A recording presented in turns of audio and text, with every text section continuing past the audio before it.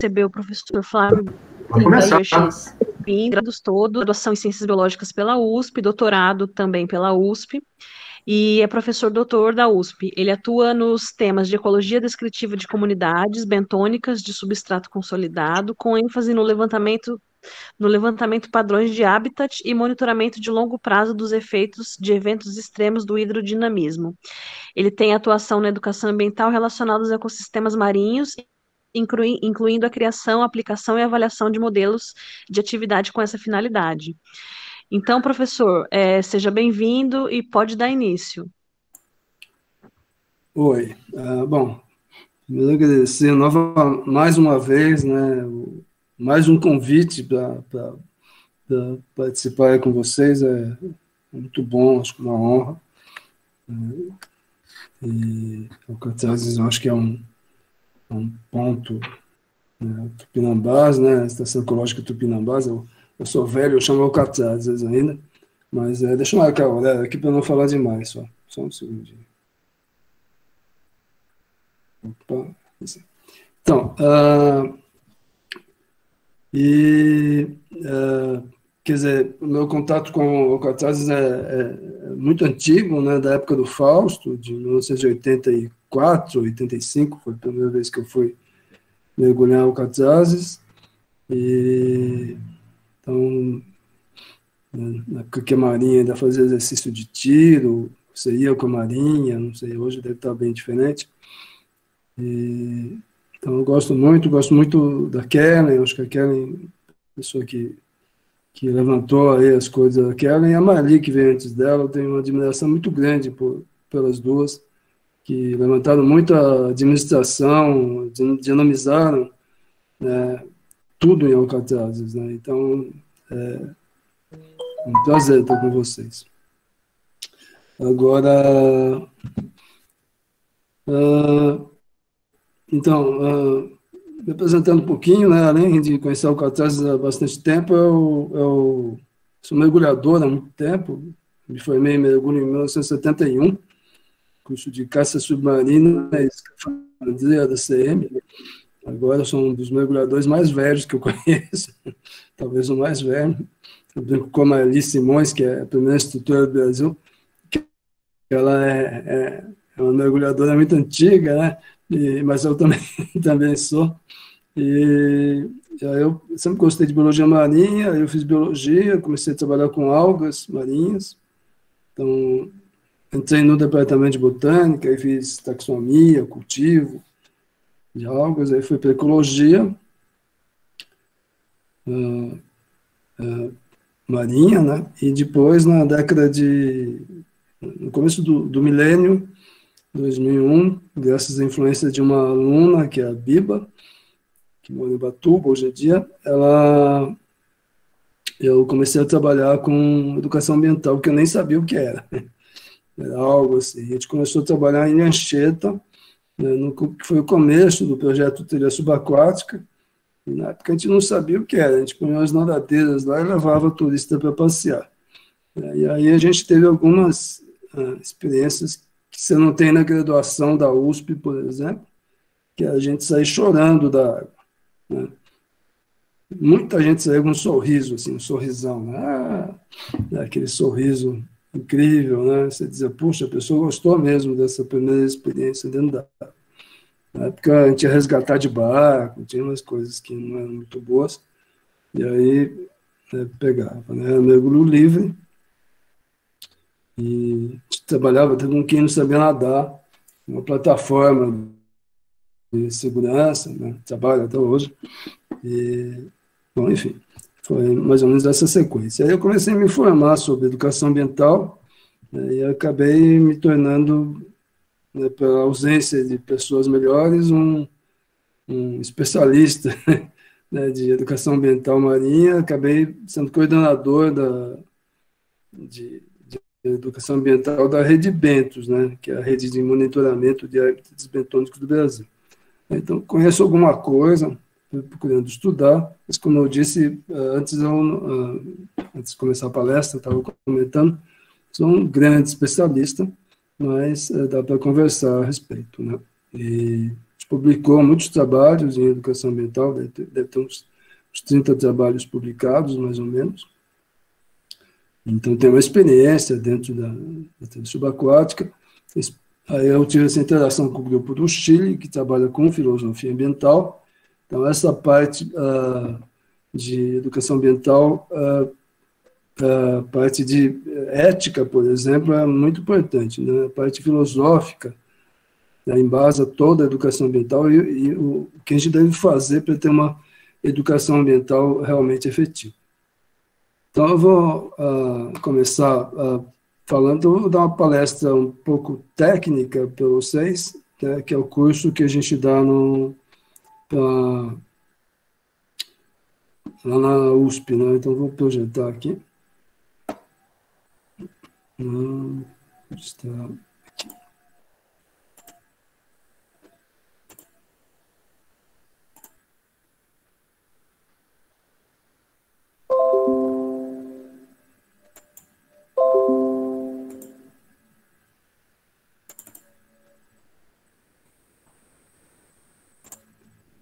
Vocês estão vendo, gente?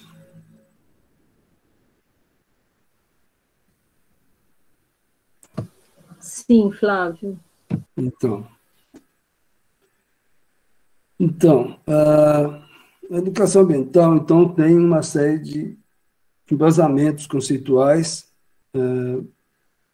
não só filosóficos, mas políticos, econômicos, de várias fontes. E isso aqui é o projeto Trilha Subaquática, né? A única coisa que vocês vão ver do projeto, eu acho que é isso. Então, essa é a plataforma que a gente leva o pessoal para mergulhar. Se alguém tiver curiosidade, eu posso falar mais a respeito, mas é a ideia. Então, educação ambiental, né? Então, aí tem uma grande discussão na educação da USP, né, sobre educação ambiental. Então, tem gente que acha que não existe educação ambiental, que existe só educação, né, e outros ambiental.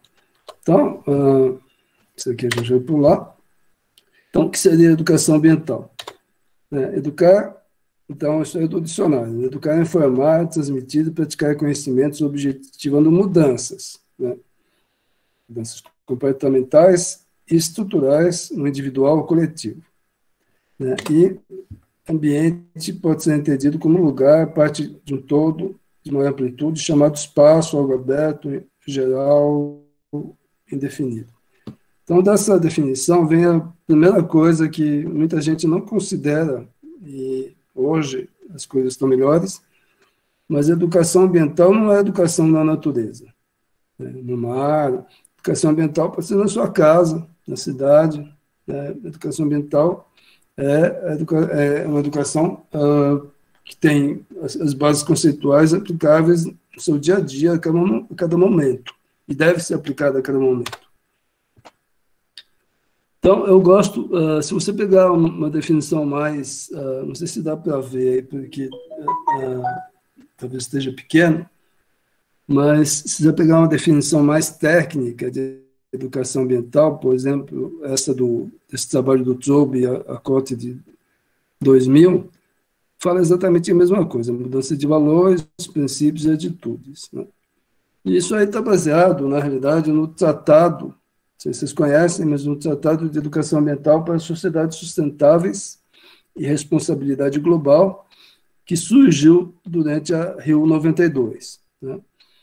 Isso gerou a lei, a principal lei, a primeira lei de 99, da Política Nacional de Educação Ambiental, e aí gerou toda uma série de outras leis que vieram depois, regulamentações, né, e é a base do PRONEA, do Programa Nacional de Educação Ambiental. E aí existe essa questão que está na definição que vocês acabaram de ver, né? A educação vai para o indivíduo ou para a sociedade, né? E a transformação de um tem relação com a transformação do outro, e são indissociáveis, né? Então aí entra uma questão política, por exemplo, né? Quando você pensa em sociedade, né, uma grande parte das pessoas que trabalham com educação ambiental tem um foco grande na parte política, né? Eu tenho um foco grande na parte individual, um pouquinho diferente, assim, mas ambos são válidos e importantes, né? Enfim, é educação, né? Como a gente viu na definição. Então, eu deixo esse slide aqui, é um slide antigo que eu coloquei, para contar uma historinha. É péssimo esse tipo de palestra, porque você não vê as pessoas, né? Então, estou falando aqui para nada, mas...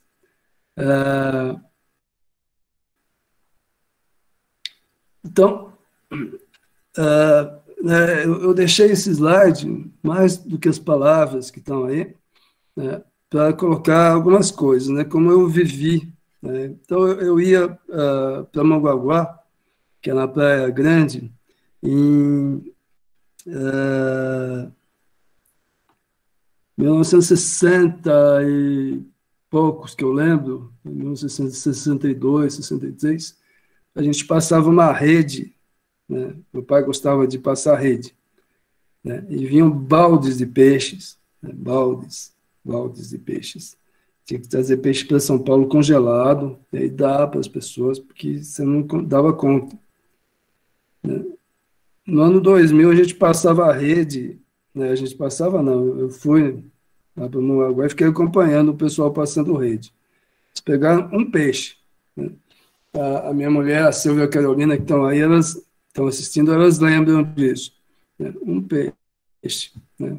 Precisava de balde, que não, né? Na época do meu pai se levavam baldes, sem a menor preocupação.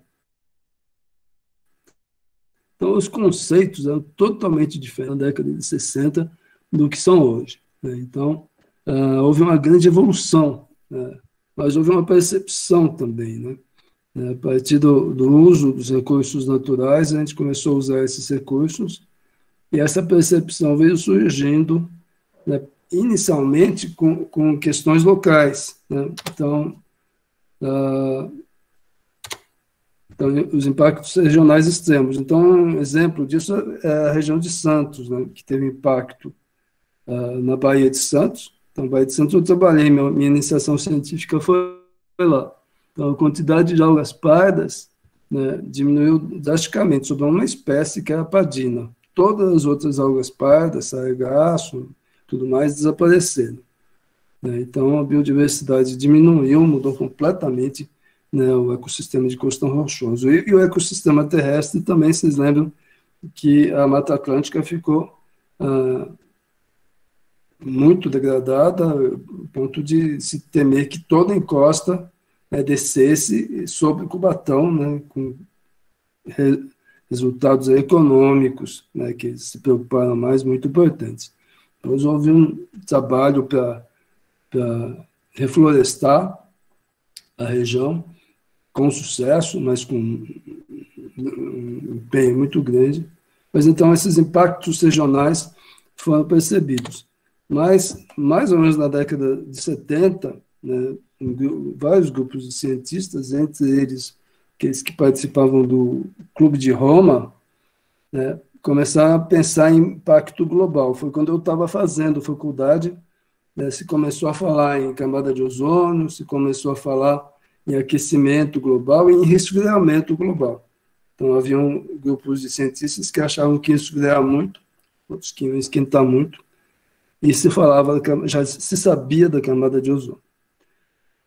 E hoje, então, a gente tem uma coisa que eu gosto de falar, que é a Terra impactando a natureza. Você já transformou tanto a Terra que ela passa a Terra, impactar a natureza. É uma coisa independente, né? Não depende mais do homem, né? A transformação pode estar num nível tão grande, né, que talvez o homem não consiga deter isso, mas, de qualquer forma, a transformação não depende mais do homem. Não é o homem que está jogando mais gás carbônico na atmosfera. A quantidade de gás carbônico já é suficiente. Isso é uma mentira, na verdade, que eu estou falando, né? Mas já é suficiente para impactar. Isso não é bem verdade, porque o gás carbônico está sendo reciclado o tempo inteiro, né? Então, se você parasse completamente de emitir gás carbônico, em talvez uma década ou duas, eu não sei esse dado, mas as plantas conseguiriam reabsorver o gás carbônico, talvez em menos tempo, não sei, mas de qualquer forma, é um impacto que extrapola, né?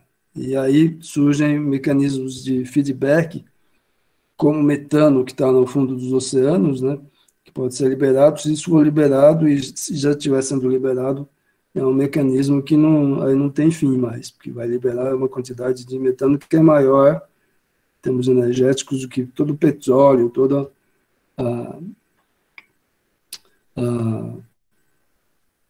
o carvão mineral, né, que acumulado, né, quantidade absurda de metano, está congelado no fundo do oceano. Aí são os clatratos, né, é gelo com bolinha de metano dentro. E se isso estiver sendo liberado, aí a gente está perdido realmente, porque não vai ter como reverter isso. E é um mecanismo que a gente não controla. Quanto mais aquecer, mais vai liberar, e mais vai aquecer, e aí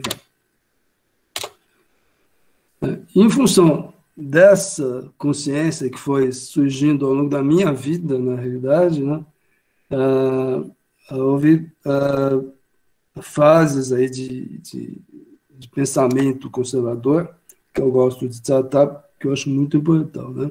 Primeiro, constatação do impacto antrópico em nível global. Outro exemplo, no mar, foi final da década de 60, o Cousteau, né, que eu sei que tem muita gente que não sabe hoje quem é o Cousteau. Cousteau foi um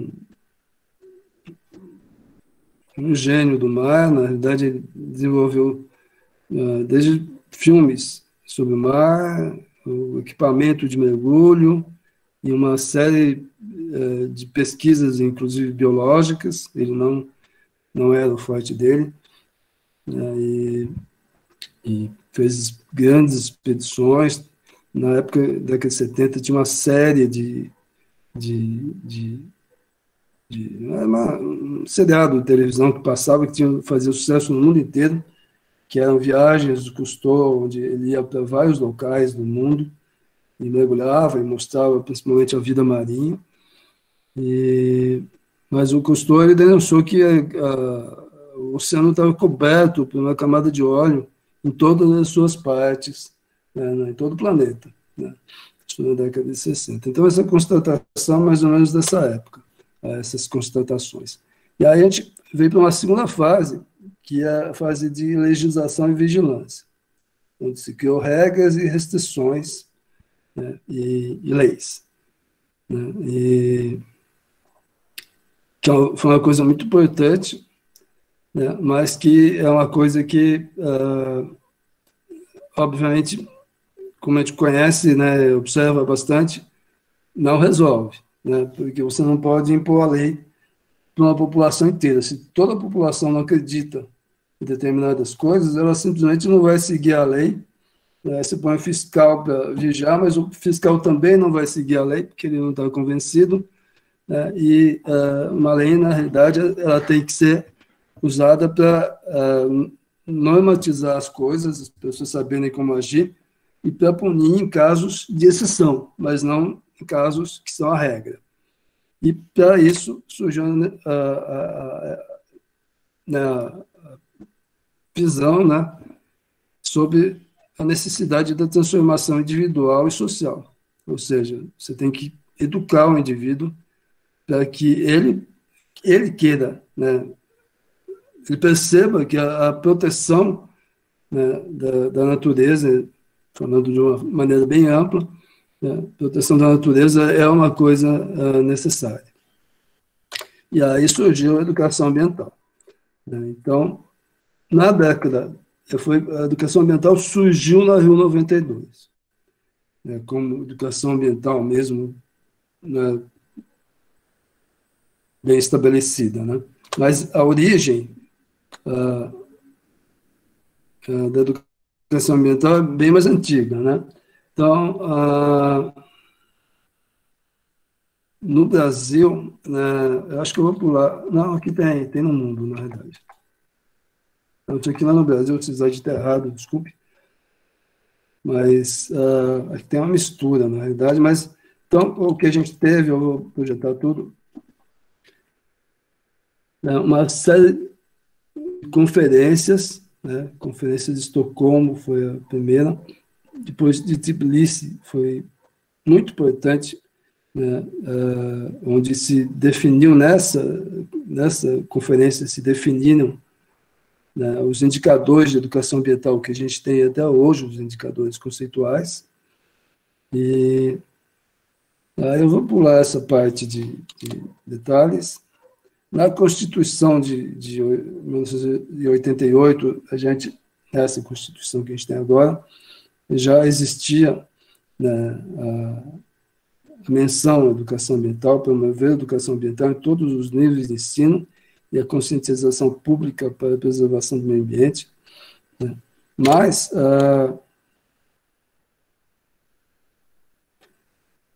na Rio 92 é que realmente,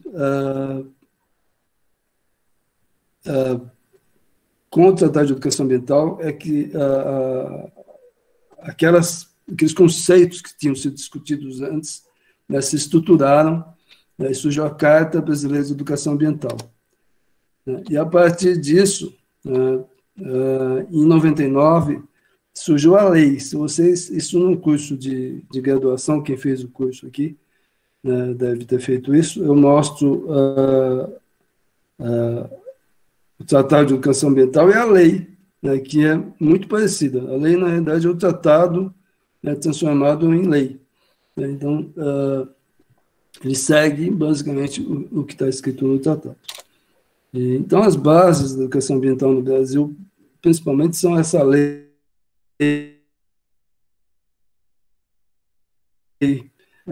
o tratado e a lei correspondente. Depois houveram várias outras regulamentações e leis de 2001, 2010, 2011, que foram bastante importantes também. Eu vou pular essa parte aqui. Fala exatamente isso. Aí falar um pouquinho sobre os principais indicadores que estão aí nesse tratado.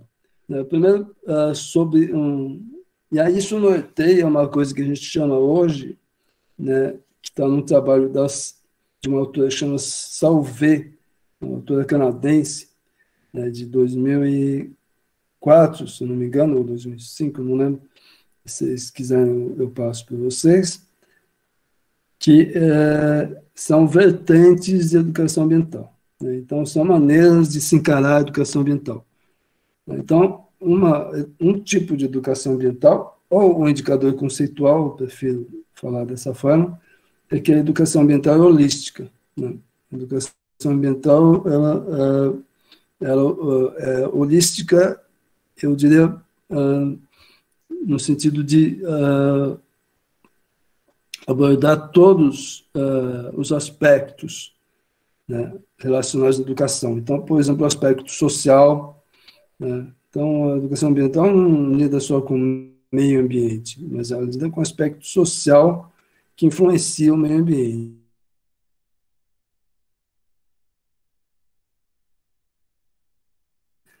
Que está relacionado. Então, transformadora, que é o objetivo da educação, como a gente viu naquele objetivo básico. Interdisciplinar, né, eu prefiro hoje a palavra transdisciplinar, que envolve a questão ética. Então, interdisciplinar não significa apenas que você vai trabalhar usando várias disciplinas, mas que essas disciplinas vão interagir, né, para educar, né? Então, você não vai dar, né, a física do mergulho, a química do mergulho, por exemplo, mas você vai mostrar o mar como um conjunto, né, onde o mergulhador não vai evitar, né, causar distúrbios no fundo, porque esses distúrbios, então, entra já uma questão ética, por exemplo, né? E aí dentro disso tem a questão normativa também. Então, todas as questões, agora, por que você não vai mexer o fundo, né? Então, entra a parte de física, como é que a flutuabilidade. Então, a movimentação de um mergulhador dentro d'água, por exemplo, né, tem toda uma conceituação, né, que vai muito além de simplesmente aprender a mergulhar. Ela é interativa, né? Então, os participantes interagem, aí é participativa, né? Então, aí entra várias coisas, por exemplo, você não espera que uma unidade de conservação, né, ela faça educação ambiental, mas que haja uma participação de todos os atores envolvidos, né? Então, mergulhadores, turistas, né, políticos da região, né, pessoas interessadas na região, né, pessoas de fora da região que chegam lá e conhecem, né, uma unidade de conservação, né, os caminhantes de uma unidade de conservação que tem a caminhada, por exemplo, né, então façam vigilância, então ela é participativa. Ela é continuada. Essa é uma das grandes falhas da educação ambiental. Realmente ela ocorre de forma pontual, né, ou de forma repetitiva, ou seja, você vai numa unidade de conservação, se você é um caminhante, você vai receber algumas informações, na próxima unidade de conservação você recebe o mesmo tipo de informação. Então, não existe um planejamento, principalmente no Brasil, em outros países é diferente, a Argentina é melhor, Estados Unidos é o que é mais avançado nesse ponto, né, das pessoas, né, guias, por exemplo, terem uma formação continuada, né, ao longo de um ano, 2, 3, uma década. Então, isso não existe um planejamento para isso, né, de forma geral aqui no Brasil, com algumas exceções. Só dando um exemplo, na Argentina, o guia de montanha da Argentina, ele, de alta montanha, ele começa, o curso é de 2 anos, né, então ele faz vários cursos e aí ele se especializa. Se ele for para alta montanha, a especialização dele é no Aconcagua, né, subindo até o cume do Aconcagua, aprendendo a trabalhar em alta montanha realmente, quer dizer, uma coisa né, de 2 anos, então dá para imaginar como é. Multiconceitual, multiplicador, então o multiplicador é super importante, né, então cada pessoa que você está tentando, né, educar, ela deve ser capaz de passar de forma correta, esse é um ponto, né, os conceitos para outras pessoas, né. Então, ela não pode ser multiplicadora, só vou multiplicar qualquer coisa, mas vou multiplicar aquilo que é realmente importante. E crítica, né? Então, hoje em dia, a principal vertente de educação ambiental se considera a educação ambiental crítica. A gente vai falar um pouquinho mais sobre ela, mas falar muito também, porque cansa um pouco, né? Mas a educação ambiental crítica, na realidade, é aquela que embasa, né, o educando, a pessoa que está sendo educada, para ter uma postura própria frente aos problemas enfrentados, problemas relativos ao meio ambiente, né? Então, que se pretende abordar. A educação ambiental é muito ampla, por exemplo, né? A gente pensa normalmente, eu acredito que vocês também, né, muito na unidade de conservação, tal. Eu penso muito que eu trabalho com montanhismo e com a parte marinha. Mas educação ambiental, por exemplo, está relacionada, tem grupos que trabalham com comunidades, por exemplo, né? Então, o cara atua na comunidade, seja uma favela ou uma comunidade do interior, né? Então, tem muitos vertentes de educação ambiental, né? Mas, de qualquer forma, de forma geral, essa abordagem crítica, onde a pessoa é capaz de tomar decisões por conta própria, né? E se apropriar do problema e a comunidade como um todo e o indivíduo, né, tanto a sociedade como o indivíduo, são capazes de tomar decisões bem embasadas, né, ou o melhor embasadas possível, que nada é totalmente bem embasado, porque o ser humano não conhece tudo, mas o melhor possível para a solução dos problemas ambientais. Então, aí, a partir disso, vem um slide que eu queria que vocês prestassem muita atenção, que é o slide talvez o mais importante, né? Então, você vai fazer uma ação dentro de educação ambiental, seja ela qual for, né, e você pretende ter resultados. Isso não é uma sequência absoluta dessa forma, mas é uma possibilidade de racionalização sobre como as coisas ocorrem, né? Então, no primeiro nível, você vai ter um impacto educacional, ou seja, o cara vai entrar, mergulhar em Anchieta, vai sair dentro da água sorrindo, né? Mas você vai ter um segundo nível, né? O segundo nível é considerado, né, quando você tem ganhos permanentes, né? E aí existem vários tipos de ganhos, né? Eu coloquei aqui 3: ganhos cognitivos, ganhos de habilidades e ganhos emocionais. Os ganhos cognitivos são aqueles relacionados ao ganho de conhecimento permanente, ou seja, eu aprendo, né, e vou usar esse conhecimento relacionado a todos os outros conhecimentos que eu tenho, né, e vou usar isso para a solução de problemas.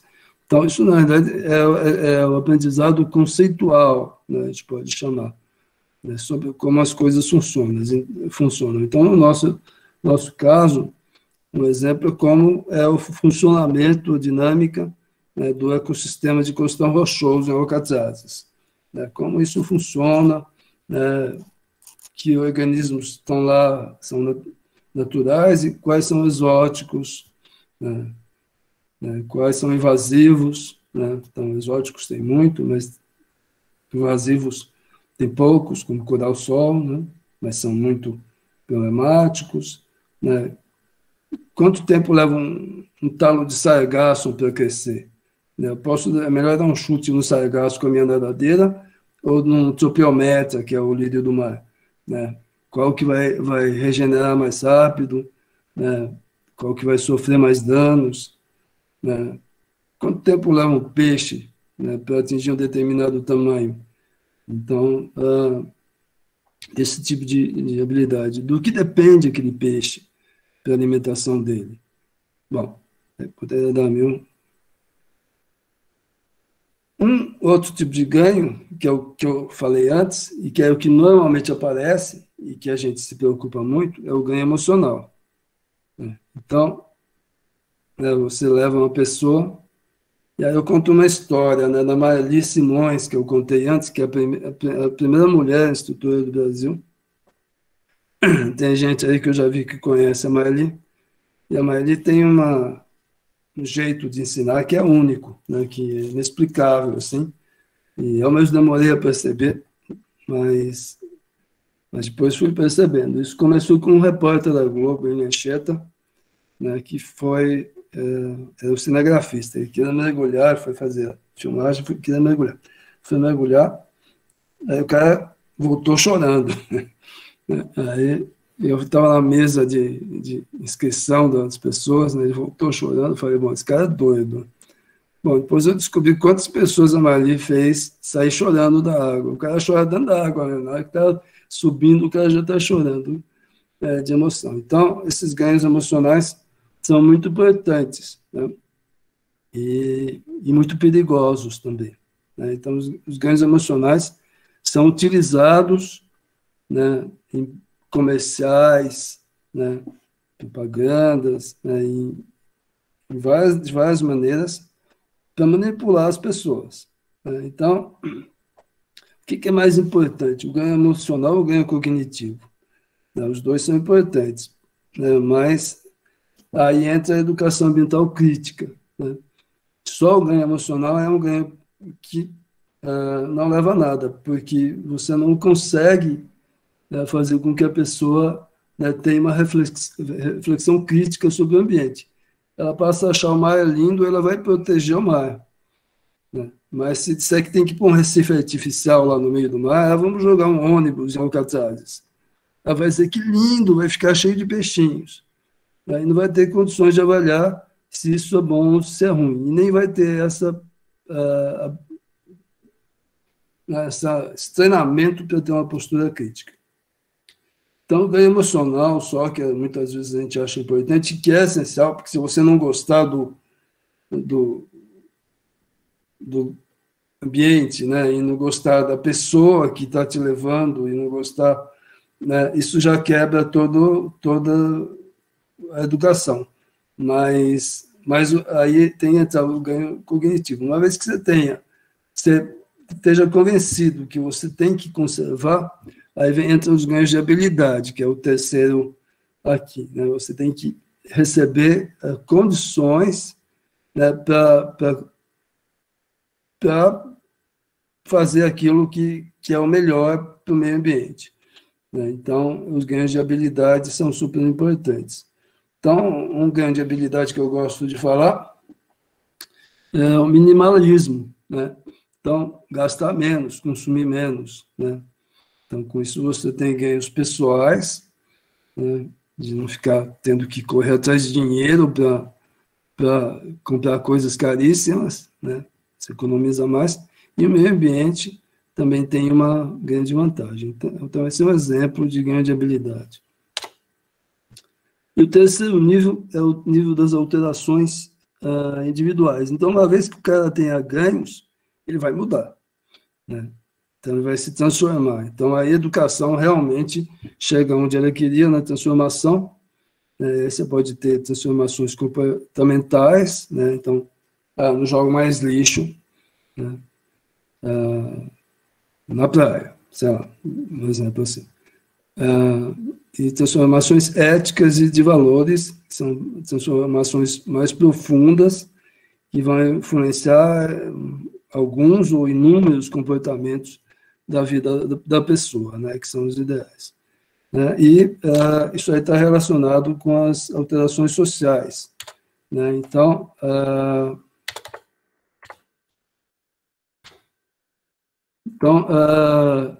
né, se você depende de indivíduos, né, que tenham uma educação adequada para que haja alterações sociais. As alterações sociais nunca vão acontecer, né? Alterações políticas, você pode pensar, né, se não tiver pelo menos alguns indivíduos que tenham um pensamento adequado, né, uma visão crítica, né, dos problemas ambientais. Se não tiver nenhum, paciência. Então, realmente, essas coisas são relacionadas. Mas uma alteração política, né, pode levar a alterações importantes individuais. Então, né, um exemplo que me deram, que eu achei interessante, né, que o Lula, numa canetada, ele separou o ICMBio, né, do IBAMA, né, que era uma coisa só, né? E na época se discutia muito. Isso foi num curso de caminhada que um rapaz que é coordenador de educação ambiental em Teresópolis, né, no Parque Nacional da Serra dos Órgãos, né, falou, veja o que acabou de acontecer, né? E hoje em dia você tem, né, com o governo atual, você tem um exemplo claríssimo, né, do perigo que são as alterações políticas, né? Você pode ter as coisas mais estranhas aí acontecendo em função das alterações sociais de forma geral. Mas não são só políticas, alterações sociais. Então,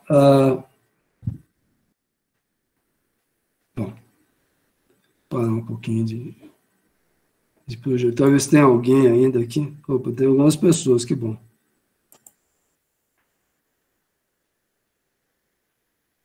Alguns conhecidos antigos, agora eu vi que metade de quem tem aqui já foi meu aluno, então dá para desconfiar. Gente, então, alguma dúvida? Então, essa parte de educação ambiental, eu gostaria de ver se vocês querem discutir alguma coisa, tal, porque é a proposta que a Kellen me pediu para falar. Depois eu vou entrar um pouquinho na parte de conhecimento mesmo. Alguma dúvida, questão?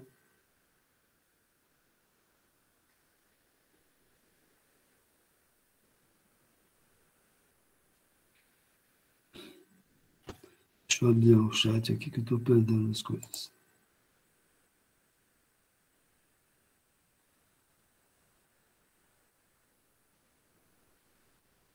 O Leandro, olha, a Gabriela, tem muita gente aqui. Carol Las Casas. A Carol, minha filha, a Carolina, Camila. Olha, o Guilherme, Ô, poxa, quanto tempo, Guilherme.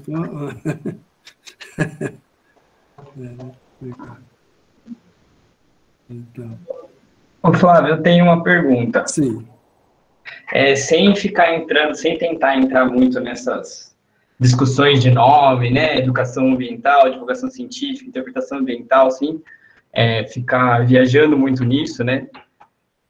Que hoje eu estou nesse time de ficar fazendo esses debates conceituais, mas acho que aqui não, a gente não precisa disso. Mas pensando numa operação para Alcatrazes, que você tem, né, um grande tempo de deslocamento, que não necessariamente é confortável você interagir com o mergulhador que está indo para lá. A operação, às vezes, é corrida por causa exatamente, né, dessa distância e tal. Como que eu posso, que coisas que eu posso pensar em inserir numa operação de mergulho para tentar exercer, né, essa atividade, colocar esse cunho mais educacional na visitação, né? Bom, eu acho que uma coisa básica que eu acho que está faltando, que é a próxima parte, um pedaço da próxima parte da palestra, é a questão de conhecimentos mesmo. As pessoas não conhecem o mar, né? Então, o trabalho de ciência cidadã, por exemplo, é um trabalho interessante para que a pessoa possa conhecer e também tem o que fazer durante o mergulho. Então, uma das coisas que acontece com o mergulhador é que ele não tem o que fazer, né? Então, ele tira fotos e tudo mais, mas eu sou muito procurado por mergulhadores perguntando se querem fazer alguma coisa, se eu quero fazer alguma coisa com as fotos deles, né? Isso eu acho que 1 milhão de vezes na minha vida. Não, olha, eu mergulho e tal. Então, essa parte ciência cidadã é um bom exemplo, né, do que em Alcatraz especificamente se poderia fazer. Porque aí o cara é obrigado, na realidade, a não só mergulhar e contemplar, mas a relacionar as coisas, né, e a entender, né, ciência cidadã normalmente tem um treinamento antes e durante mesmo, né, além de instruções em site e tudo mais, sobre o meio ambiente. E com isso o cara vai estudar e vai compreender, né, a dinâmica, bom, né, quem está lá, e a dinâmica, né, de interação dos organismos, né, dentro do meio ambiente. Então, isso seria um exemplo, né, porque o maravilhamento já existe, né? Então, se você pensar nos ganhos afetivos, esses ganhos já existem, né? Agora, essa parte de maravilhamento é uma segunda parte, de conhecimento é uma segunda parte que é super importante. Aí é um exemplo, né, de outras coisas, na verdade, estão ocorrendo durante a pandemia, são palestras, discussões, né, e o mergulho traz também um conhecimento geral. Eu acho que o mergulho em si, ele é uma educação ambiental, né? Porque quando você trabalha com mergulho, você passa a conhecer, por exemplo, a questão, muita coisa de física, né? Muita coisa de corpo humano. Eu, quando dava aula em colégio, em 82, 83, os alunos muito desanimados, eu criei o grupo de mergulho. A gente fazia mergulho livre, dava aula de mergulho livre. Os alunos do colégio davam aula de mergulho livre no Butantã, a gente ficou famoso com isso. Isso em si foi uma educação ambiental, na época eu não tinha ideia. Os piores alunos se tornaram líderes, né, de mergulho. Aí o cara conseguia vidro de aquário para fazer aquário, então o colégio passou a ter aquário marinho, olha só, que legal. E aí só tinha alga, né, porque tinha muito tempo de trazer bicho, eu não gosto, acho que tinha os ouriços na época também, mas, e a alga é mais fácil, né, as algas. Traz uma uva, ela vive o resto da vida. A gente tinha o laboratório de algas na botânica também, levava um pouquinho de nutrientes, colocava, mas a gente conseguiu, e a gente dava aula. Então, esses alunos, era lindo ver o algari, por exemplo, dando aula de corpo humano, coisa que nunca se interessou em aprender, né? Dava aula, e os outros alunos assistindo, né? E interessados. Ia todo mundo para a piscina. Todos os alunos, praticamente, do colégio se inscreveram, 600 alunos. Eu lembro dessa lista, eu falei, gente, o que eu vou fazer? Onde eu fui me meter? Mas depois ficou famoso, e o pessoal do Butantan, os pais iam fazer o curso, era numa piscina de um professor que tinha se aposentado há pouco tempo, que ficava lá na Eiras Garcia, lá embaixo, né? E a gente saía para lá. Então, é uma mostra, né, de como o mergulho em si é transformador, né, ao ensinar todas essas coisas, ensinar ética. Né? Então, o mergulho é uma atividade organizada, né, onde você tem que se organizar.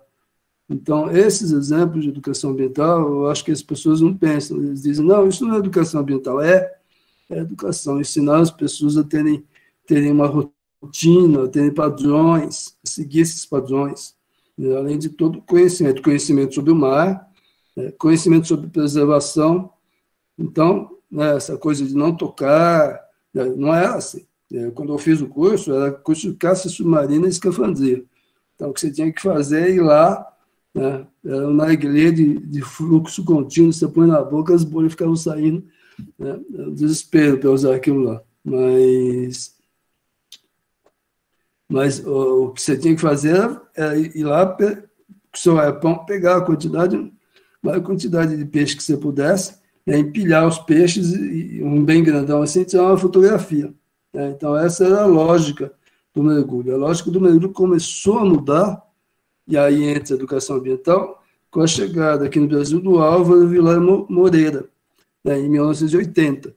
Né, que foi quem fundou a Bandeirantes do Mar e quem orientou a Marli. O Álvaro, ele era um aluno do Cousteau, que estava em Portugal, e ele era salazarista, na época da ditadura do Salazar. Quando o Salazar caiu, ele teve que fugir mergulhando de Portugal, uma história que a Marli conta que é fantástica, né, e história de filmes. Aí veio para o Brasil. E aí, lá na Bandeirantes do Mar não se matavam peixe, não se fazia nada. Essa questão de toque no substrato tal começou a surgir um pouquinho depois. Na época que eu fiz ainda não tinha. Mas então a gente assentava na areia, também era aquele colete babador, era mais difícil compensar. Mas foi aí que surgiu. Então, para quem pegou isso já pronto, já faz o curso de mergulho e diz, é assim? Não. A educação ambiental surgiu e mergulho com certeza, caminhada, montanhismo é educação ambiental. E a educação, porque você volta para casa, você dorme numa barraca, no dia seguinte, você volta para casa, você joga fora um monte de coisa, você diz, não preciso disso, não preciso daquilo, tudo isso é inútil para mim. Né? Então, ensina minimalismo. Então, essas atividades todas mudam, né, o jeito das pessoas serem. Né? O mergulhador muda muito, antes de ser mergulhador, depois de ser mergulhador, e o montanhista também, são pessoas totalmente diferentes. Isso eu vi essa transformação em muitas pessoas, né? Muitas pessoas. Então, acho que eu respondi a sua pergunta de uma maneira bastante ampla, assim, mas eu acho que tem um pequenininho, né, que é realmente ir além, né, ensinar sobre o costão, tudo mais. Outra coisa que tem, os próprios cursos de mergulho fazem isso. Então, você tem especialidades no mergulho, né? Aí eu estou por fora, porque faz tempo que eu não interajo com a escola de mergulho, mas tem na Bandeirantes do Mar tinha a especialidade de algologia, e coisa. O cara recebia um carimbo, né, e aprendia um pouquinho mais sobre o ambiente marinho sem estar dentro d'água. Né? Agora, a Alcatraz pode ministrar esses cursos, pode, por exemplo, ministrar cursos de biologia marinha. O Alcatraz, eu sei que vocês fazem isso, podem ir nas escolas públicas, né, falar sobre mergulho, ou sobre a Alcatraz em si, sobre a unidade de conservação, que, aliás, é terrestre e marinha. O cara não vai lá, né, mas ele está vendo, está interagindo, né, está sabendo. Né, e aí tem palestras normais e atividades mais lúdicas. né, como a gente criou uma sequência de painéis, acho que muitos conhecem, que é a trilha subaquática fora d'água, né, com pequenos experimentos, né, que nem sempre estão. A Camila, que está por aí, Camila Lopes Lira, é uma pessoa que vai reativar isso, mas tem brincadeirazinhas em relação à pressão, por exemplo, né? Então, se mergulhar uma bexiga dentro da água, né, o cara vê que diminui de volume, e aí fazer essa interpretação, né, e isso relacionado a painéis que são autoguiados, né? Então, tem maneiras de vocês fazerem isso sem levar o cara para mergulhar também, né? Então, fazer mergulhos próximos da costa, por exemplo, não precisa ir para Alcatraz obrigatoriamente, algum dia o cara vai. E essa coisa de ciência cidadã, só complementando, tem uma história muito legal, muito legal. Isso aí foi um cara, eu não sei como está agora, mas um cara que é do ICMBio, ele era diretor de Fernando de Noronha, na época que eu ia para Brasília, né, e ele tinha criado um programa de educação ambiental com ciência cidadã, né, com observação de corais, eu acho, se não estou enganado, já faz tempo, tenho certeza absoluta. Não, no Nordeste, em vários pontos, mas não em Fernando Noronha, no Nordeste. E aí teve o caso de um rapaz que ele era jovem, não sei a idade, mas ele entrou nesse programa, né? Aí se interessou tanto que ele se tornou biólogo, depois ele entrou no ICMBio e depois ele virou diretor lá de uma unidade de conservação qualquer. Então, o cara que começou com ciência cidadã lá em 1990 e alguma coisa assim, quando estava começando essa história de ciência cidadã, acho que nem chamava ciência cidadã, que é aquele programa americano, que eu esqueci o nome. Então, é mais ou menos isso. Mais alguma pergunta?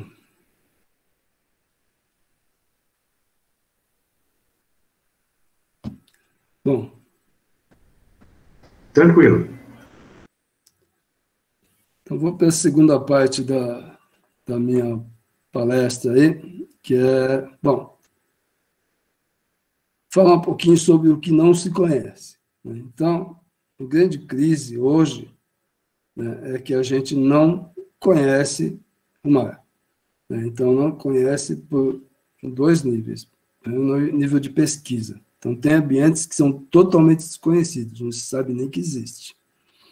Então, recentemente foi descoberto, né, o Recife de Coral mais ao sul, o Guilherme, que descobriu, né, mais ao sul que se conhece, que é aqui no estado de São Paulo. Então, muita coisa simplesmente não é conhecida, não só da existência, como a dinâmica, né, e a importância ecológica e econômica desses ambientes. Então, se conhece as coisas mais óbvias, mas mesmo de Costão Rochoso, né, se você perguntar o que tem, né, do outro lado do Sebimar, né, em Ilhabela, eu queria ver quem vai conseguir me dizer que tipo de ambiente que você tem lá, né? Então, que organismos que crescem lá? Isso não está mapeado, né, em lugar nenhum, praticamente. Então, isso pode estar mudando, sendo alterado sem que a gente saiba, né? E isso é um detalhe, não uma brincadeira, mas é isso. Então, uma coisa importante é promover a pesquisa, mas outra coisa tão importante quanto é promover o conhecimento da população, para que eles tenham uma visão crítica, né, sobre o meio ambiente, e não simplesmente uma visão de ir dar um mergulho, né, e não conhecer como as coisas funcionam. Então, essa visão crítica, eu vou aqui começar com esse. Agora eu vou sumir de novo. Tem que compartilhar primeiro. Leandro, me diz se eu estou compartilhando, por favor. Para mim ainda não apareceu aqui, mas demora um pouquinho, vamos ver. Deve estar chegando. Aí, está chegando. Então,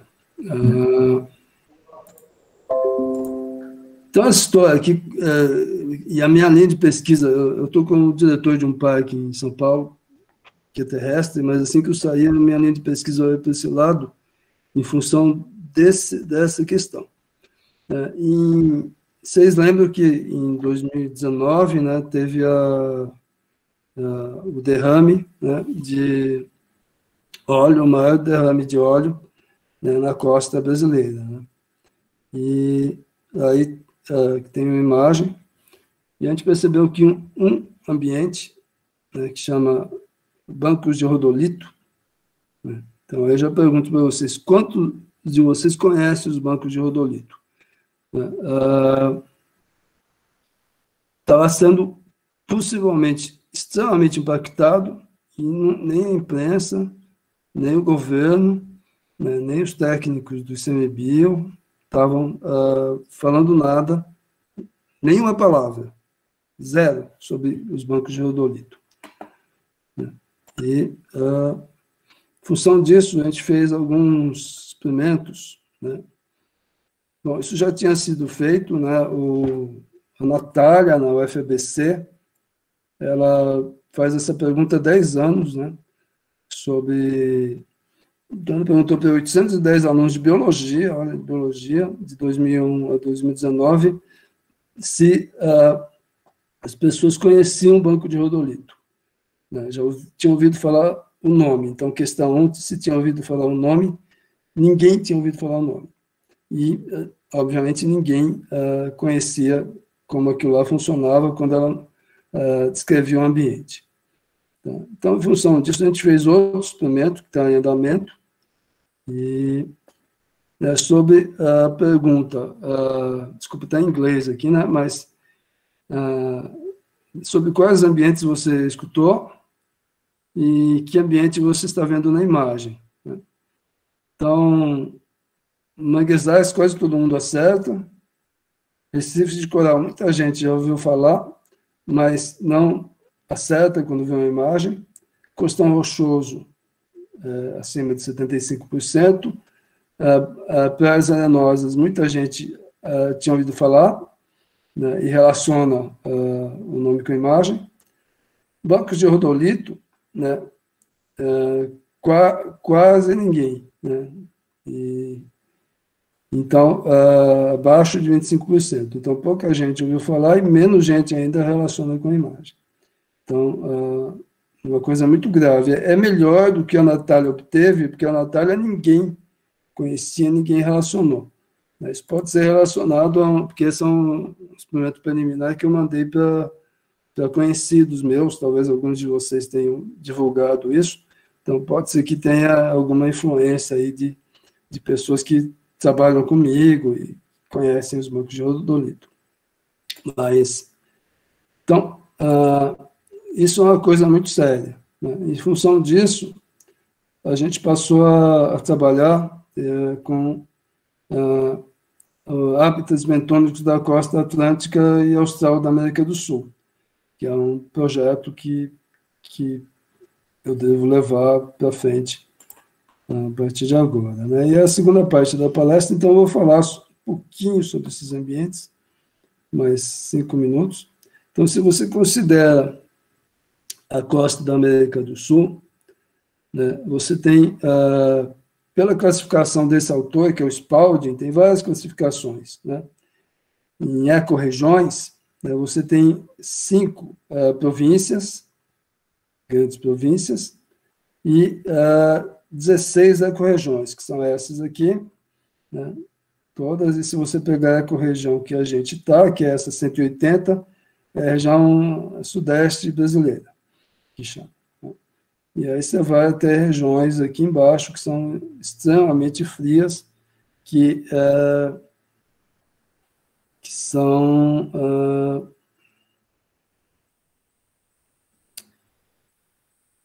187 canais e fiordes do sul do Chile, que eu, na realidade, coloquei errado, então, no slide. Em grande parte, essas regiões são definidas pelas correntes oceânicas.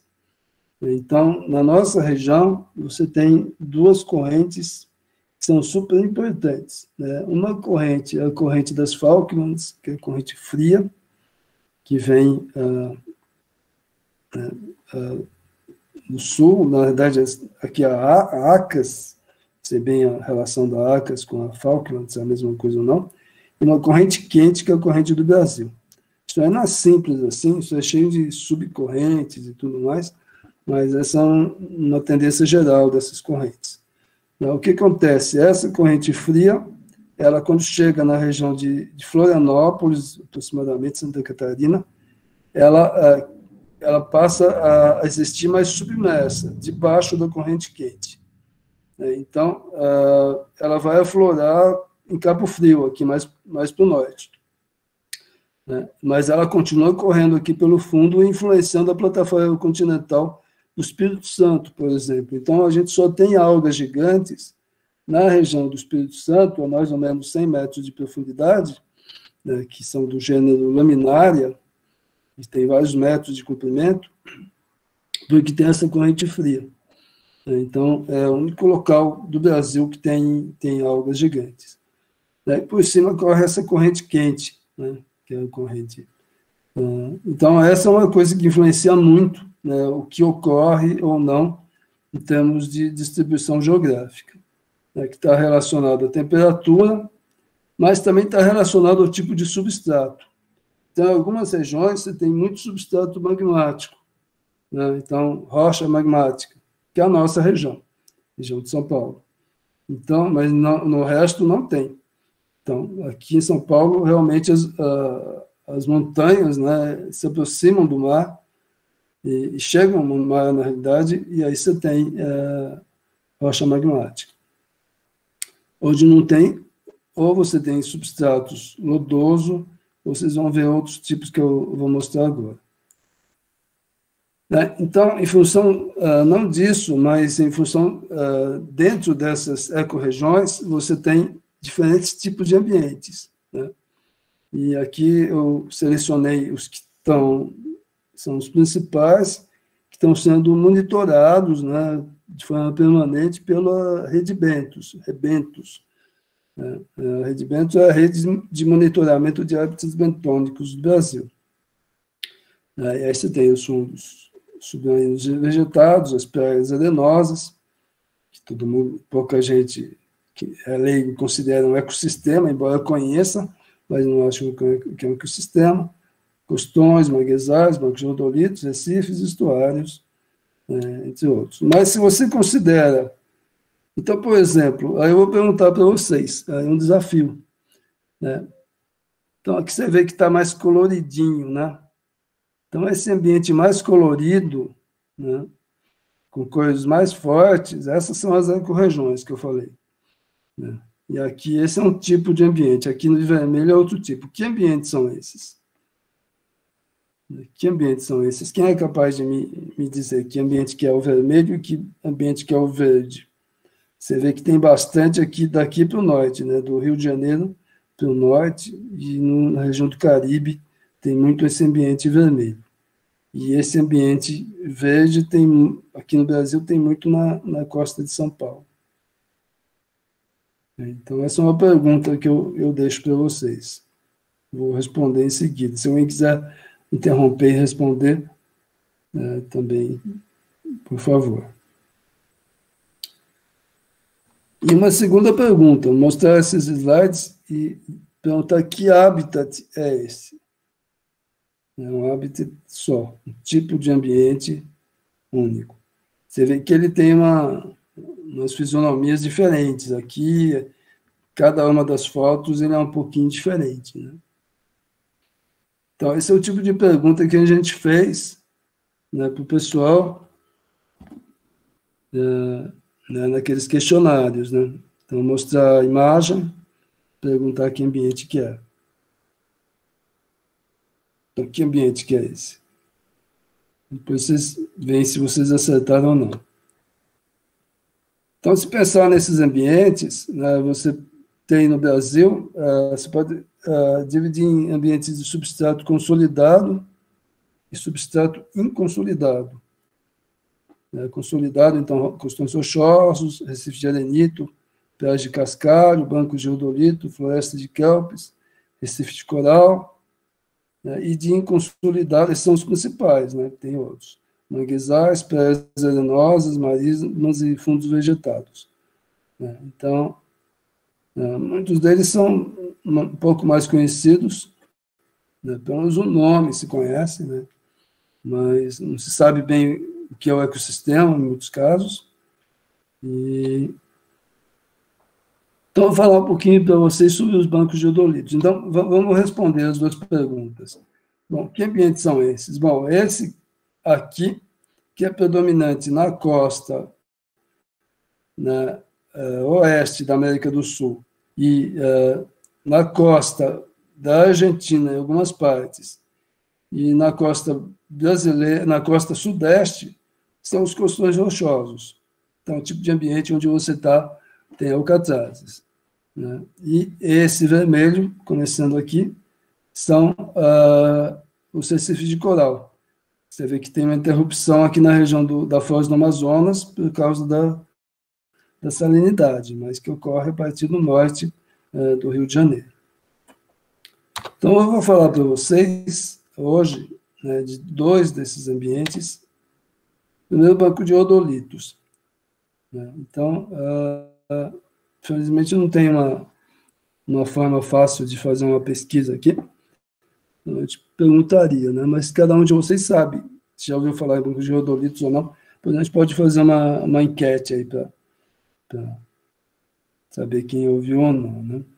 Mas, então, é um tipo de ambiente onde o substrato é biológico, né? Então, ao contrário do substrato, né, magmático do costão rochoso, ele é de origem biológica, né? A partir de algas calcificadas e que são essa origem, e quando essas algas morrem e decompõem, cascalho calcário. Então, o rodolito, na realidade, é essa pedrinha aqui, dá para ver mais ou menos aqui, porque está fora de foco, mas dá para ver melhor em outras. Aqui dá para ver bem. Então, você vê que parece uma pedra, na realidade, a parte de cima, a casca, chamam de casca, está errado, né? Mas a parte superficial dessa pedrinha, né, é viva, cor da rosa, são algas calcárias, calcificadas, vivas, né? E a parte interna dela é morta. Né? Em alguns casos, a parte de cima também está morta. Né?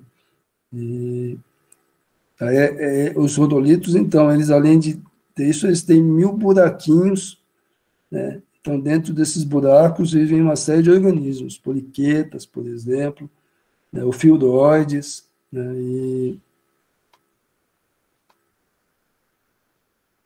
E quando o rodolito ele é mais velho e está em região que tem um efeito de ondas, né, que vai até 20 metros, 25 metros de profundidade tranquilamente, né, essas protuberâncias, esses chifrinhos que você vê aqui da alga calcária, eles são gastos, e ele fica uma coisa mais arredondada, ainda com a superfície viva, cor da rosa, né, mas arredondado. Então, cada coisinha dessas é um rodolito, né, ele é fusiforme, de forma geral, mas tem arredondado, tem de toda forma, tem os bem pequenininhos, e esse cascalho que tem ao redor, que você não vê bem, vamos ver se na próxima vê melhor, né, essa areia fina e cascalho, né, é toda calcário. Isso vai até 20, 30 metros de profundidade. Na região que a gente trabalhava, ia até 10 metros, foi feita uma prospecção, e ele ia até... Então, tudo aí é a origem do calcário, que é formado a partir das algas calcárias, isso ao longo de milênios. E sobre, né, esses rodolitos crescem algas. Então, você vê aqui um sargaço dentro desse quadrado amostral, né, o sargaço lá chega a ter mais de meio metro de comprimento, então forma pequenas florestas, em alguns lugares, aqui nesse caso não, que do lado tem lobófora, então aqui você vê uma dominância de algas pardas.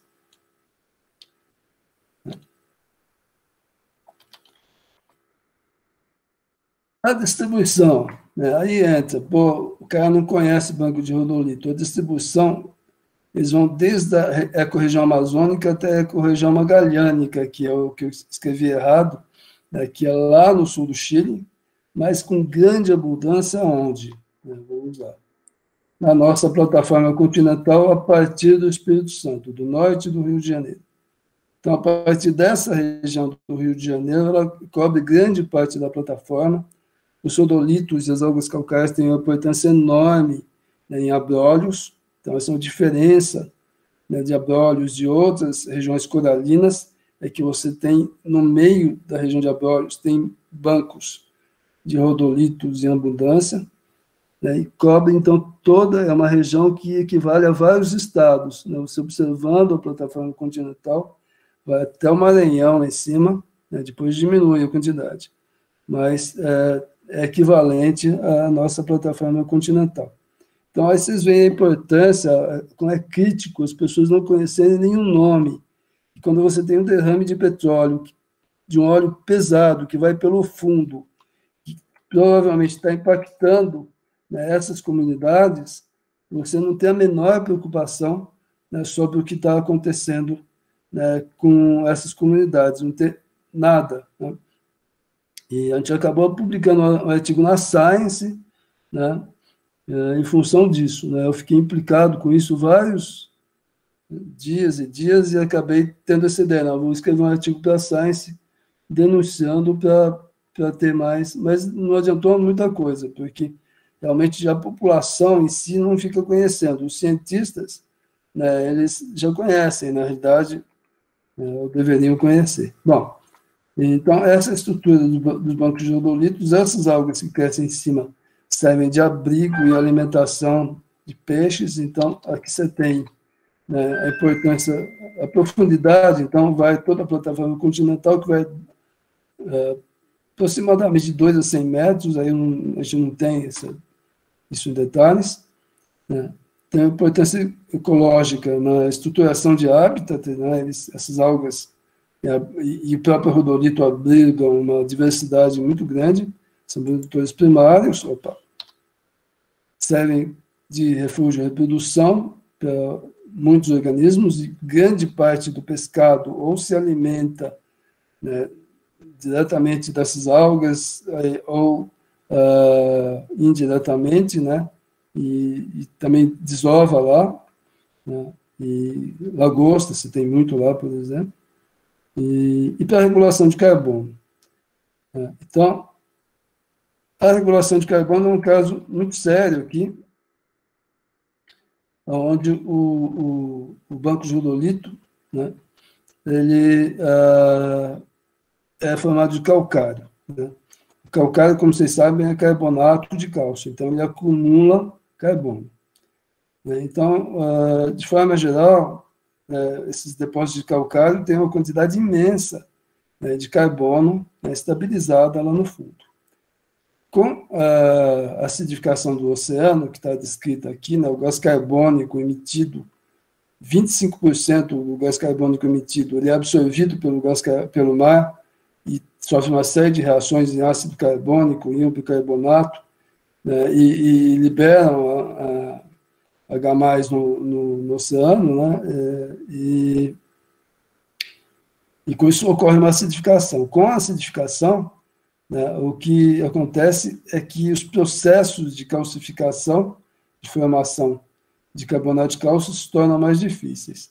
E em uma acidificação maior, né, essas estruturas de carbonato de cálcio começam a soltar o gás carbônico. Então, pega uma conchinha, se você tiver em casa, uma conchinha velha, né, você não vai pegar na praia, né, não pegue, mas se você já tiver, pegue e jogue num ácido qualquer, né? E para ver o que acontece. Ela começa a borbulhar. Essas bolhas que saem são exatamente gás carbônico. Então, esse depósito todo que está no fundo, e mais a parte que está viva, a primeira parte que está viva sofre um impacto grande, que se torna mais frágil à medida que a acidificação do oceano continua. E segundo, você tem possível um mecanismo de feedback aí, a partir de um grau de acidificação, que é a liberação do carbono que está retido, né, nesses depósitos. Então, existem muitos trabalhos na literatura, né, descrevendo trabalhando com essa preocupação que se tem em relação aos depósitos de calcário no mundo. E o maior deles, então, outro ponto importante, que é absurdo se conhecer os bancos de rodolito, é que os nossos depósitos de calcário marinho e os nossos bancos de rodolito são, de longe, os maiores do mundo, né? Não existe nada semelhante no mundo inteiro. E são super importantes para manter a diversidade, essas algas que vocês estão vendo, para manter a diversidade que você tem nos recifes de arenito e nos costões rochosos e nos recifes de coral que você tem mais próximos da costa. Então, eles são elementos que repovoam, né, os costões rochosos com essas algas. Então, tem uma importância ecológica muito grande. Mas tem uma importância econômica, além dessa parte do pescado, que é muito importante, e não se sabe qual o grau de importância, que pode ser, tem pouquíssimos estudos a respeito disso, né? Mas a calagem, a obtenção de calcário para a calagem do solo, né? E para outras coisas, para próteses dentárias e tudo mais, mas o principal é a calagem do solo. Então, aqui eu tenho um navio que explora esse calcário, né? Explorava, que é o navio da Fremisa. Agora, o navio que está explorando é no Nordeste, isso era no Espírito Santo. Então, isso aqui era uma draga, com essa draga ele dragava o fundo e tirava. Então, isso aqui tudo é rodolito misturado com sedimento, mas depois levava isso para a costa. Esse navio é um navio de desembarque da Segunda Guerra Mundial que abre a frente, né, e quando ele abre a frente, um trator entra e tira esse calcário e leva. Aí só isso já vale muita história. Então, esse é um ambiente... Bom, eu não vou entrar nisso aqui, porque vai estar em cima da hora. E um segundo ambiente que se conhece muito pouco são as florestas de kelpis, né? Então, são as florestas de algas gigantes, que ocorrem na América do Sul, né, lá no sul. Elas ocorrem sob substrato rochoso, como os costões rochosos, de origem magmática, né? Então, essa aqui é a base de uma floresta de kelpis, né? Então, aqui é o estipe da alga, são algas... lá são bem maiores que as que tem no Brasil, então tem dezenas de metros de comprimento. Os maiores kelpis da Califórnia têm 60 metros de comprimento. E como o sargaço, eles têm pequenas boias que fazem eles ficarem eretos. E aqui são algas calcárias, você vê, mas isso não é rodolito, isso é um bloco de rocha mesmo, né, com uma alga calcária crescendo em cima. Você vê que é cor-de-rosa, né? Então, então, na ecorregião, então, que eu escrevi errado, é Magallânica, mas não é uma ecorregião, se diz o nome lá é outro, mas é na Terra do Fogo. Profundidade, ela deve ir até uns 100 metros de profundidade, mas vocês vão ver, ela está restrita a baías. Então, aqui, um pouquinho, a gente pode ver a região que elas ocorrem. São esses canais todos que vocês estão vendo, que se formaram a partir do degelo, né? E olhando aqui nessa imagenzinha do lado, você pode ver que todas as baías, isso é uma baía, né? Não é uma baía gigante como Itaguá, por exemplo, sei lá, mas é uma pequena enseada, né? E você vê como ela totalmente tomada por essas algas. Então, elas pegam toda a borda rochosa e pegam essas baías. Então, é uma biomassa muito grande que ocupa toda essa região de canais aqui para o norte. Vai para o norte também, não é só aqui, não. Da Terra do Fogo, né? E aí a diversidade é muito grande, né? Então, você tem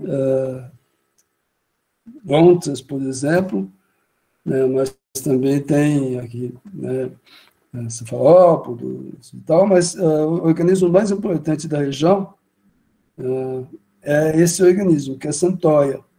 Você tem a centóia, que é maior, e o centurião, que é menor.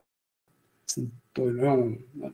e que é um caranguejo gigante, lá tudo é maior em tamanho, que é utilizado na alimentação.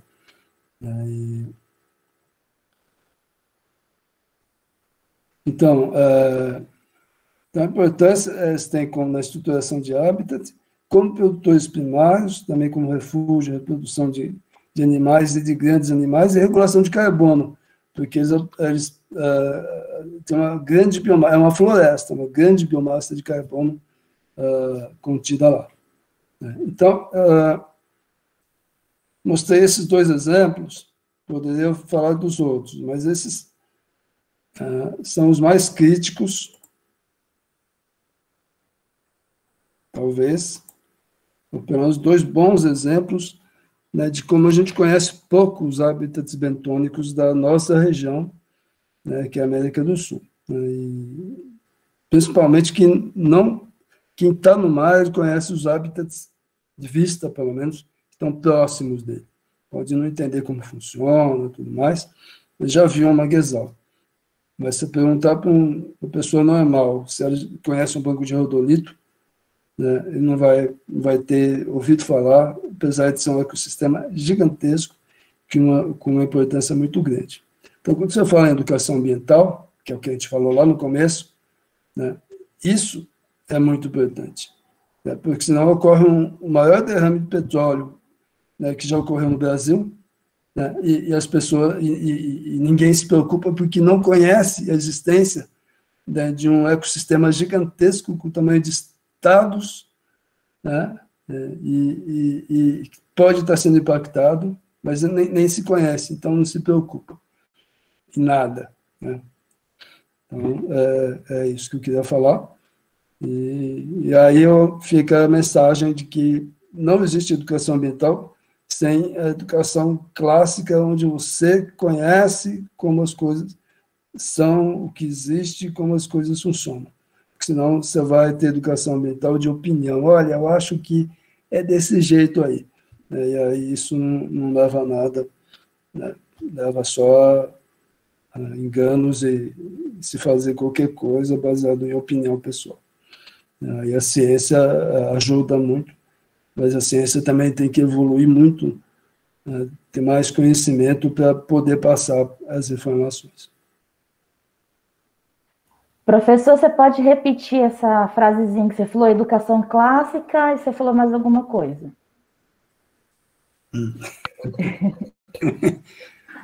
Não, eu acho que a educação, vamos refresar, a educação clássica é fundamental, né, dentro da educação ambiental, porque ela te embasa para ter uma opinião crítica, né, sobre o funcionamento do meio ambiente, né, e para a tomada de decisões fundamentais, né, para a conservação desses ambientes. Caso contrário, as opiniões dadas, né, são opiniões sem base nenhuma e que podem levar a erros gigantescos, né, e tomadas de decisão que aparentemente até podem ser boas, mas que na realidade são grandes enganos. Tá? Muito obrigada. Mas é isso. Professor Flávio, ecossistemas. Na dúvida sobre porque alguns lugares aqui na Ilha Bela, com snorkeling e pareceu rodolito. Não, em Ilha Bela, se você achar um rodolito em Ilha Bela, você me chama que eu e o Paulo Horta, a gente vai descrever um novo banco de rodolito. Então, aí o que você tem são pedras, né? Então, são pedras pequenas, né, de origem magmática, cobertas de algas calcárias. Né? Então, só a superfície, na realidade, que é mais embaixo, é uma rocha mesmo. Né? E é isso aí. É como você viu no slide das algas gigantes, né? Que o fundo é todo avermelhado. Né? No costão você vê muito isso, especialmente costão batido, você vê que é cor-de-rosa, é alga calcária, só que é em cima da pedra, em cima da rocha. Né? O pessoal da geologia me mata quando eu falo pedra, tem que se falar rocha. Então é isso. Mas alguma dúvida, questão, discussões? Olha, eu vou colocar eu vou mostrar para vocês. É melhor colocar só. É um site que a gente está construindo agora. Habitats.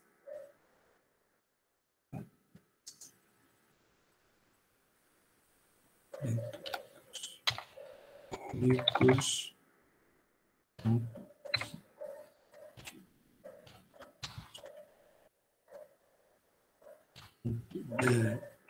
Então, esse site tem informações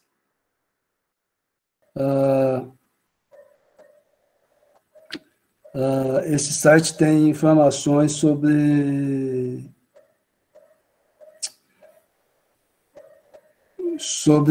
esses ambientes todos, né? E outros, né? A gente está construindo, então está bem no começo. A ideia é que a primeira página é uma página só informativa, a segunda página, que já está parcialmente construída, tem cada um dos habitats bem por cima.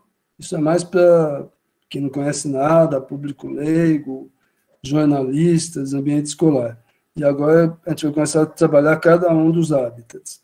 Então, esse site está sendo feito, por enquanto está meu nome só lá, porque eu que mexi, mas está sendo feito por um grupo de especialistas, né, da América do Sul. O Andrés Mancilla, do Chile, a Evangelina, que algumas pessoas aqui conhecem, a Evangelina da Argentina, o Alvar do Uruguai, Paulo Horta, eu e o Turra, aqui do Brasil. Mas a gente vai convidar, por exemplo, para o site de Recife de Coral, que eu conheço pouquíssimo, aliás. A gente vai convidar a Zelinda Leão, que é pessoa muito minha amiga,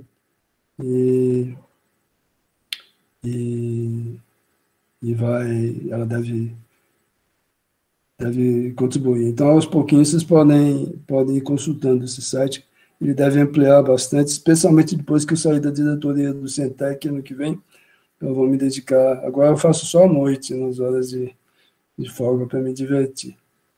Mas a gente está fazendo devagarinho. Flávio? Oi. O site não apareceu. Escrevi uma coisa errada? Peraí. Deixa eu entrar no site.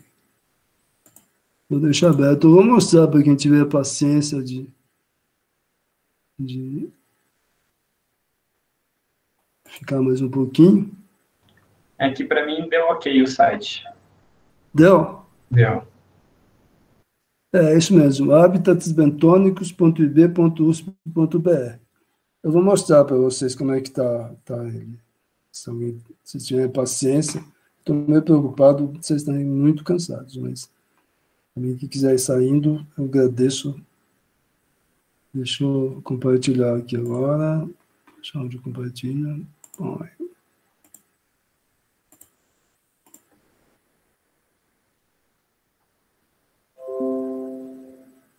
porque, na realidade, não existe material aqui. Então, esse é o site. Então, esse aqui, vocês estão vendo o ambiente marinhos, né? É um banco de odolito. Acho que dá para ver bem. Você vê com a quantidade de peixe que tem nos bancos de odolito, né, que se alimentam disso aí. Na verdade, os cardumes de passagem, né, também se alimentam. Super importante.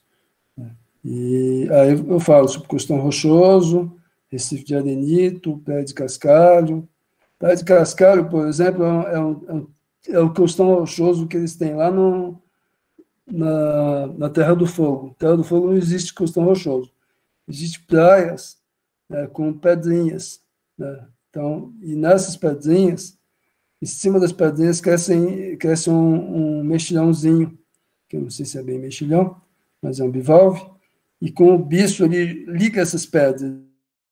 É uma coisa só, né? É uma rede ligando as pedras. E sobre elas crescem essas algas, então. Então, é um ecossistema muito curioso que tem toda a Terra do Fogo, na parte do médio litoral, né? Aí, no infralitoral, você tem as florestas gigantes do lado, assim. Aqui os bancos de rodolito, né? Florestas de kelps eu não pus a imagem, os manguezais, arenosas eu não tenho imagem, por incrível que pareça. Aí eu preciso arrumar uma imagem.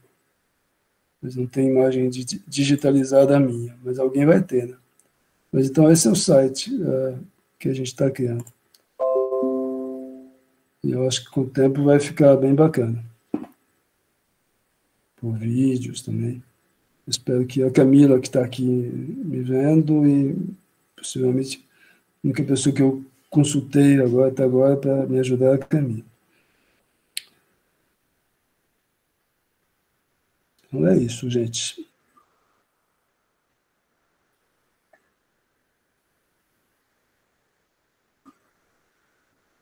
Não, eu não tenho certeza absoluta, mas os rodolitos não formam grandes recifes. Chegou a formar pequenos recifes, quer dizer, rodolito começa com um grãozinho de areia, né, que cresce em cima de uma alga calcária, né? E aquilo lá vai aumentando, essa alga calcária vai aumentando, vai formando pequenas pedras, então você encontra os pequenininhos, né, isso tudo tem... Aí ele fica grande, né? Aí você vê os rodolitos normais, você tem blocos maiores, em alguns lugares que normalmente são centrais e rodeados de rodolitos, você tem pedras calcárias mesmo, bem grandes, assim, né? Mais altas, né? Então, 2, 3 metros, que eu vi. Então, existe um tipo de fisionomia. Tem lugar, não, que só tem rodolito mesmo. Agora, tem lugar onde os bancos de rodolitos, né, tem coisas que não são rodolitos, mas são formados a partir deles, de origem calcária, mas nunca formando o atol. O atol das Rocas, eu imagino, deve ter uma origem a partir de corais, mas eu não tenho certeza absoluta se é isso mesmo. Posso complementar, Flávio, que eu acabei de escrever, participar de uma publicação sobre isso. Então, o atol das rocas, o principal organismo formador do atol das rocas são as algas calcárias.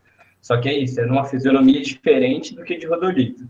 Então, ela tem as algas calcárias principais formadoras do Recife, você tem alguns corais ali no meio, mas elas são as principais formadoras, né? Inclusive, o trabalho da Zelinda Leão faz lá uma perfuração, né, e puxa uma broca e vê o que tem ali, né, no esqueleto do Recife. E principalmente são algas calcárias, mas não nesse formato de bolinhas bonitinhas e por aí vai. Na realidade, as algas calcárias são super importantes em abrólios, né? Também. Além de ter rodolitos, né, em abrólios também, aqui no Brasil, né, elas servem como, aliás, em todos os recifes de corais, elas servem como aglutinadores, né, entre os pólipos.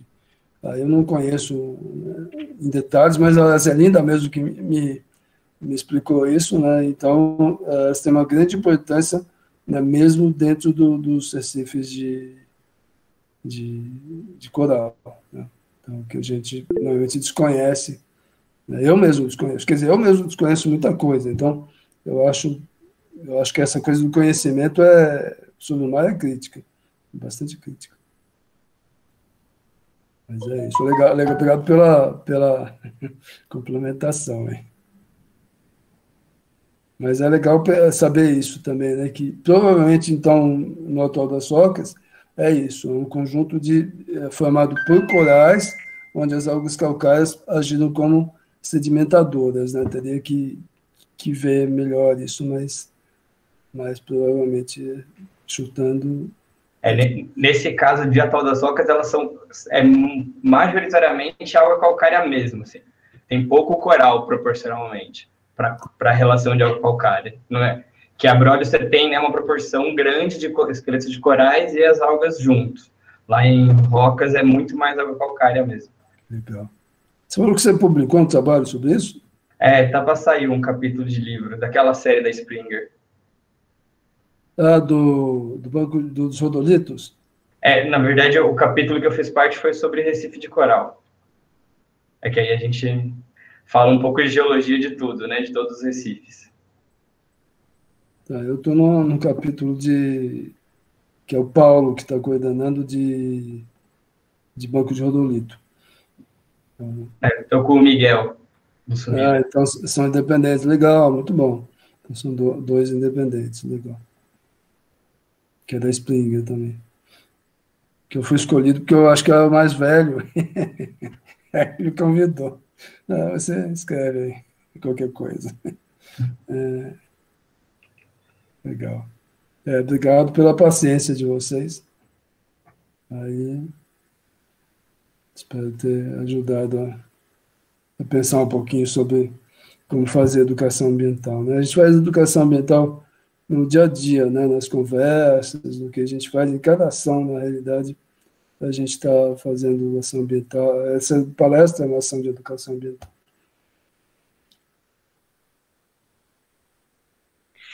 Bom, gente, alguém tem alguma dúvida a mais? Alguém quer fazer mais alguma contribuição?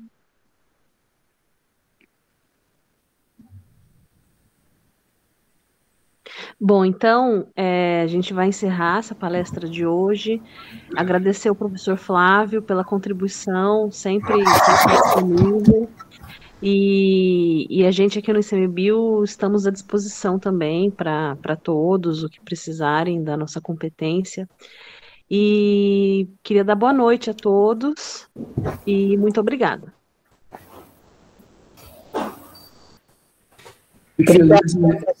Vi algumas pessoas aí que eu não via fazia tempo, viu? Um abraço forte para vocês, todos. São vários. Tchau, Muito tchau, obrigada, gente. Boa professor, noite. foi ótimo. Tchau, galera. Boa noite. Tchau, tchau, gente. Obrigada, viu? Obrigada, professor.